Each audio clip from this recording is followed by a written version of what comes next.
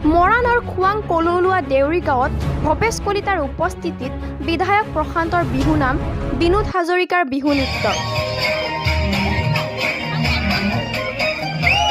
শাসকীয় দলৰ বিধায়কৰ নৃত্য গীতেৰে এতিয়া তীব্ৰতৰ হৈ উঠিছে দেউৰী স্বায়ত্তশাসিত পৰিষদৰ নিৰ্বাচনৰ প্ৰচাৰ।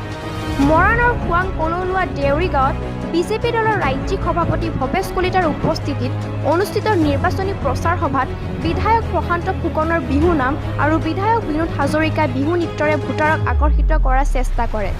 অহা 8 নৱেম্বৰত অনুষ্ঠিত হ'বলগীয়া দেউৰী স্বায়ত্তশাসিত পৰিষদৰ নিৰ্বাচনৰ ডিব্ৰুগড় সমষ্টিৰ অন্তৰ্গত খোৱাং কলৌলোৱা দেউৰী গাঁৱত মঙলবাৰে সন্ধিয়া অনুষ্ঠিত হয় নিৰ্বাচনী প্ৰচাৰ সভা। পৰিষদীয় সমষ্টিটোৰ প্ৰাৰ্থী ভাস্কৰ দেউৰী এই প্ৰচাৰৰ বাবে ৰাজ্যিক বিজেপিৰ সভাপতি ভৱেশ কলিতা মুখ্য অতিথি হিচাপে অংশ লোৱা সভাত কেবিনেট মন্ত্ৰী বিমল বৰা, বিধায়ক ক্ৰমে চক্ৰধৰ গগৈ, প্ৰশান্ত ফুকন, বিনোদ হাজৰিকাই অংশ লয়।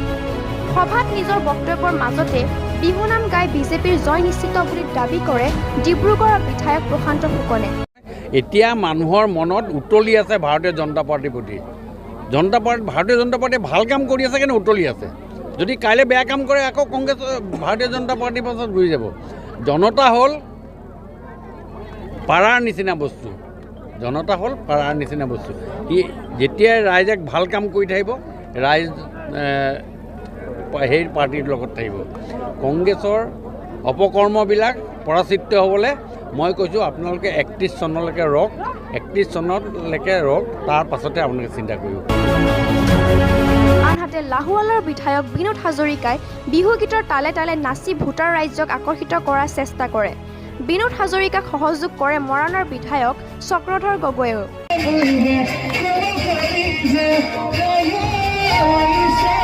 মুঠতে ৰাজ্যিক সভাপতিৰ সন্মুখত নাচি বাগি গাই এক প্ৰকাৰে বিজয় উৎসৱে পালন কৰিলে শাসনাধীষ্ঠ দলৰ বিধায়কবৰ্গই। সভাপতি ভৱেশ কলিতা আৰু কেবিনেট মন্ত্ৰী বিমল বৰাৰ দাবী, দেউৰী স্বায়ত্তশাসিত পৰিষদৰ 22খন আসনত বিজেপি আৰু মিত্ৰদল অগপ বিজয়ী হোৱাটো নিশ্চিত। সন্মানৰ ৰাইজ আৰু আই মাতৃসকল যিদৰে ওলাই আহিছে, অহা 8 তাৰিখত যি নিৰ্বাচন হ'ব, এই নিৰ্বাচনত আমি 22খন আসনে দেউৰী স্বায়ত্ত পৰিষদ পাবলৈ সক্ষম হ'ম। হয়, কংগ্ৰেছৰ ইফালে ভাৰত জোৰো, ইফালে কংগ্ৰেছ চোৰো হৈ আছে, বিজেপি জোৰো হৈ আছে, কংগ্ৰেছ চোৰো হৈ আছে। দেউৰী ৰাইজৰ গামোচাৰ প্ৰশংসাত পঞ্চমুখ সাংস্কৃতিক মন্ত্ৰী বিমল বৰা। দেউৰীসকলৰ গামোচাখনেই দেউৰী সমাজৰ সুন্দৰ মনটোক পৰিস্ফুট কৰে। হয়, দেউৰী অট'নমাছ কাউন্সিলৰ যি ইলেকশ্যন অহা 8 তাৰিখে অনুষ্ঠিত হ'ব, সমগ্ৰ অসমতে আমি সকলোকেইখন আসনতে আমি জয়লাভ কৰিবলৈ সক্ষম হ'ম।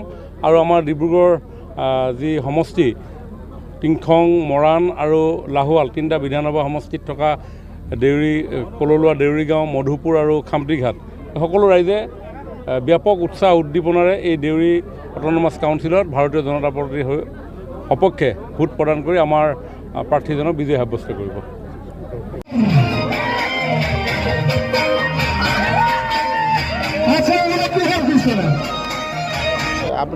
আজি দেখিছে আপোনালোকে আমাৰ ভাৰতীয় জনতা পাৰ্টিৰ ৰাজ্যিক সভাপতি মাননীয় ভৱেশ কলিতা ডাঙৰীয়া আজি এই সভাত আশীৰ্বাদ দিবলৈ আহিছিল। আৰু আজি আপোনালোকে দেখিছে ৰাইজৰ যি উৎসাহ, ৰাইজৰ যি সঁহাৰি, এই সঁহাৰি আমি আগন্তুক দেউৰী স্বায়ত্ত পৰিষদৰ অহা 8 তাৰিখে সকলোৱে যে ভাৰতীয় জনতা পাৰ্টি প্ৰথম ফুলচনত ভোট দিব, এইটো নিশ্চিত। তেখেতে যোৱা 6টা বছৰ কাৰ্যকাল এইখন গাঁৱৰ যুৱক হৈ পেলাই এতিয়া কংগ্ৰেছৰ শাসন তেখেতে 6টা বছৰ কাৰ্যকাল অলৰেডি কৰি গৈছে। কিন্তু আজি এইখন গাঁৱৰ তেওঁ যুৱক হৈ পেলাই না এটা ৰাস্তা বনালে, না এটা আমাৰ মঠ মন্দিৰবিলাক উন্নীতকৰণ কৰিলে, বা আমি ভীমবৰদৈ যিটো আমি আৱাসগৃহ আমাৰ আঁচনি, না এইখন গাঁৱত এটাও মানুহক দুখীয়া ৰাইজক ঘৰ তেওঁ প্ৰদান নকৰিলে। গতিকে ৰাইজে তেখেতক ভালকৈ জানে যে তেখেতে অকল ভোটা কম্বলৰ ৰাজনীতি কৰে, তেখেতে অকল ঠেলা চাইকেল এই তেনেকুৱা ৰাজনীতি কৰে বুলি আমাৰ এই কলৌলোৱা দেউৰী গাঁৱৰ ৰাইজে জানে। আৰু মই ভাবোঁ তেখেতে যিমান কষ্ট কৰিলোঁ, কিন্তু এই গাঁৱতে তেখেতে নিজৰ ভোট চেণ্টাৰতে তেখেতে কম ভোট পাব। হয়, এই পৰিষদৰ আমাৰ প্ৰায় 1800 ভোট আছে, চাগে 1500মান ভোট পুল হ'ব। আমি প্ৰায় 1000ৰ ওপৰত আমি ভোট পাম।